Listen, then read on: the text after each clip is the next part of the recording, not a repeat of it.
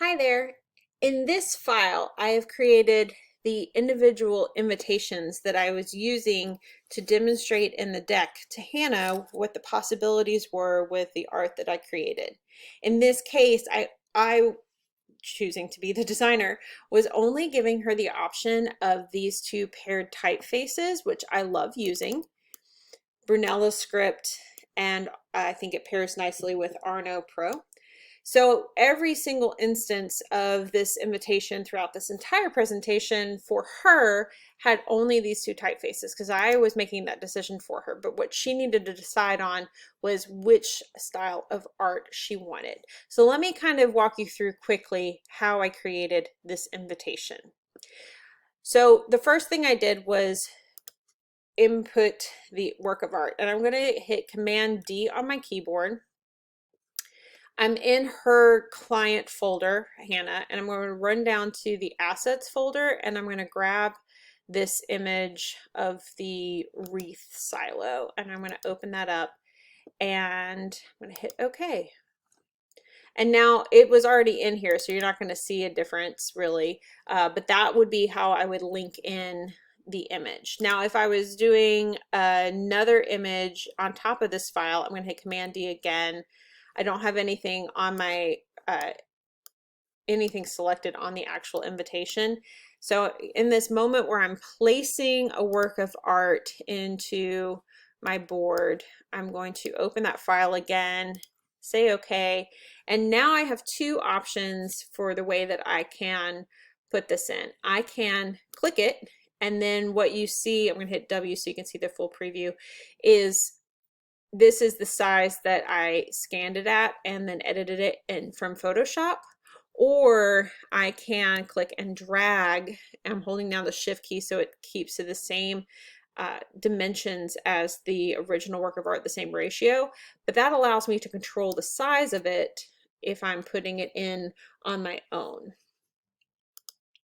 So once I got the art situated and then with their names, I went back and played around with the name size versus the art size quite a bit to make sure that I had the right combination of both. And then I'm using just these two typefaces, and I'm also trying to keep to consistent type sizes because you want to keep things as simple as possible when you're building your work. So this is 12 point, this is 12 point, also 12 point. For the small print, I set that down at 9. And then for this, I hopped up to 16 because it was super important. Obviously, the win is a big deal, right? So the stuff that was more important obviously got built up in size and weight, and that allowed it to hit higher on the hierarchy visually, and then everything else was either decreased or drop to the bottom. So there's a couple ways that you can control hierarchy when you're doing a layout, and it is by location on the page. Hannah and Tyler are at the very top and their names are huge, so we already know immediately this is about them. And then the other things that I did, like, oh, this is nice that they're, inviting you with their families. But the big thing that you need to remember is when it is, and then immediately following when it is, where it is, and also how to RSVP because that's important for the bride and groom. And then this stuff is like, oh, this is like extra information that you need to know, but if you don't read invitations all the way through and you happen to miss that, it's, not the entire end of the world. As long as you have RSVP'd at this wedding website and you know when it is and where it is, you are good to go. And then also know that, hey, there's reception, so they're going to feed you. Yay. So that's kind of how this layout went about. Now I took this image, and in the actual demonstration that I showed you, I had layered over so that it didn't look, in this case, like it's beautiful. I'm going to hit W on my keyboard so that you can see the preview. It's a beautiful invitation just the way that it is, but I wanted to have it a little bit more elevated. And so the one thing that I did to help with that is I'm going to hit W again so you can see the preview and kind of get behind the scenes of what I'm doing. I'm going to hold Option down on my keyboard and I'm going to duplicate this wreath. So now there's two of them. Well, that didn't elevate anything. I'm going to show you what will. I went back to so the second copy is still selected. I'm going to click on the lower copy, the one that's on the bottom, and I'm going to click on it again to create that heavier blue bounding box so we know that that is now my key object. And I'm going to align the new one to my key object so that it matches up exactly. Okay, now I'm going to take the second one that I just made, I'm going to hit Command Shift and my right bracket, and I'm going to bring it to the very top. All right, well now that's cool, but Rebecca, you just covered over half of Tyler's T and it's really invasive on the H on Hannah. Well, that's not exactly the look that I'm going for, but I do want it to feel like the leaves are interacting with their name a little bit. So I'm just going to take the bounding box only and click and drag so that I'm cropping this top wreath in an effort to allow just this one leaf to cross over the lower swoop in Hannah's H. And what it does is it allows it to feel like there's interplay between the type and image, and that it's considered and not just slapped on there because you can. It takes a little bit more time and effort to do a special effect like that, but it's doable and it makes a big difference. Okay, so I'm going to zoom out here and show you that we've repeated this same process throughout all of these examples. We have the 5x7s. I'm going to hit Shift P on my keyboard, and that brings up the page preview, and it allows you to click in and see the page size. You can see confirmed up here in your corner, page size 5x7, 7x5. It's the exact same size postcard, just switched in orientation. And then I told you that in the last one that she also wanted a business card to celebrate, invite their West Coast friends to a celebration on the West Coast. And so they were only going to put those in the invitations that were going to people who lived in the West Coast where that would have been appropriate. And so that's their information here. So I showed it in the different design options there, and then also here at the bottom, so 3.5 by 2 for the business cards.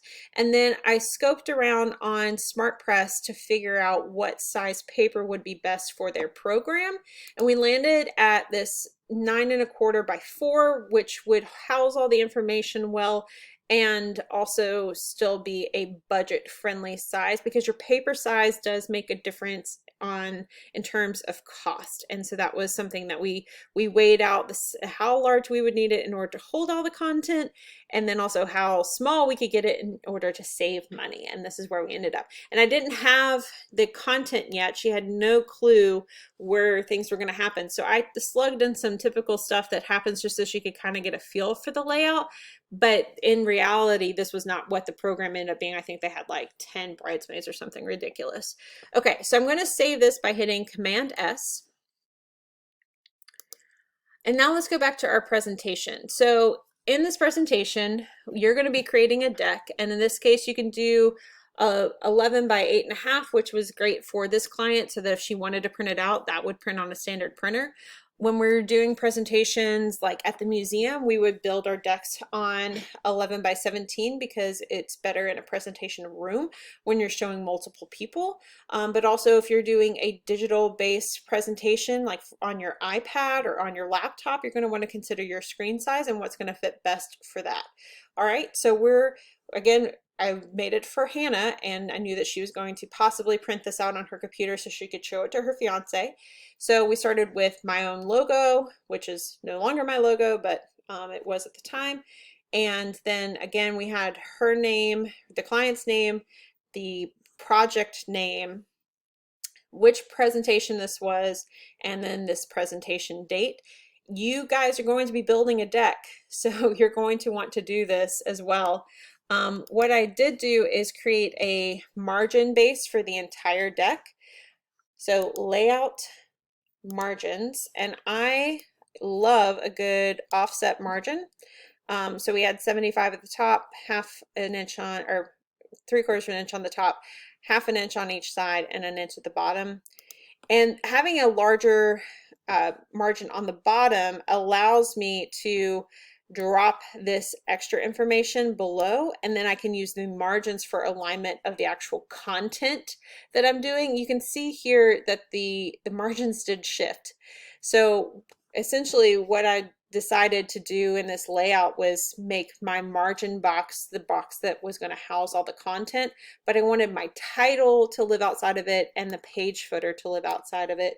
And this would be the stuff that changed every single instance. And so in this layout margin, I had 2 inches at the top, and that gave me space to do that. And you'll see that same 2-inch at the top margin all the way throughout all of these samples. But again, the title stayed the same because I just copied each page down and then progressively built. You're going to, in addition to having an inspiration page, you're going to have a client page where you're going to tell me about who your client is and what their event is, and also what their budget is.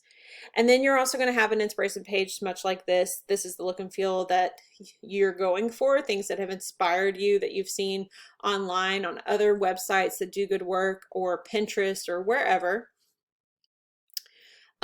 I created artwork for this project. You can do that if you want to, and have an exploration page here of different assets that you want to use, but you don't have to.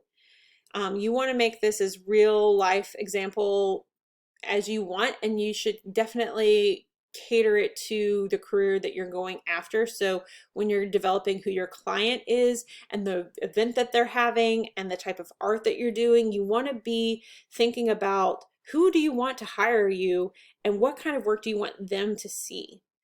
All right, now you can see here all of these little alert cautionary triangles that are up here. It's because I have linked in all of the invitations and samples, and I just saved that, and so the link is broken. So I'm going to come over to my links panel.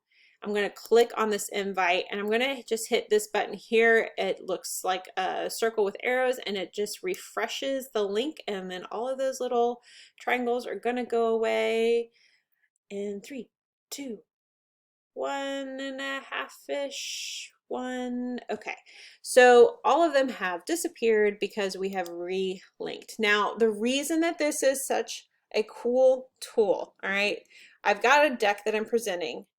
I'm messing around with the invitation. Hannah calls me up and says, "Oh, Rebecca, our wedding is not at 5 o'clock, it's at 7 o'clock. Okay, not a big deal. So I can go in and, using my type tool, I'm just going to change all of my 5s to 7s on my demonstration to her, because you want her to be able to see as much information that she's provided to you. You want her to be able to see the real thing. So I only had those 3 samples. I'm going to hit Command S on this. I'm going to come back over here. It's already alerted me, hey, the link is broken, something's happened. So I'm going to refresh it again, and as soon as it refreshes, you're going to see this 5 magically change over to 7. And I want you to think about the implications for that, because you can also link in projects from Illustrator or Photoshop. If you go back into that file and without changing the file name and make adjustments, like say you want to change an illustration, or you found something that you want to tweak a little bit, you can resave the file and relink it here, and you don't have to adjust the format of your deck, but you can adjust the format of the art that your deck is showing. Okay, so that is how I went about making this entire deck. I created the invites in InDesign using art that I cleaned up in Photoshop that I scanned in, and created each individual mock-up that I wanted to show her, linked it into this presentation, and then I emailed it to her, and then we had a phone call to talk her through. On the next tutorial, I'm going to show you where we went from here.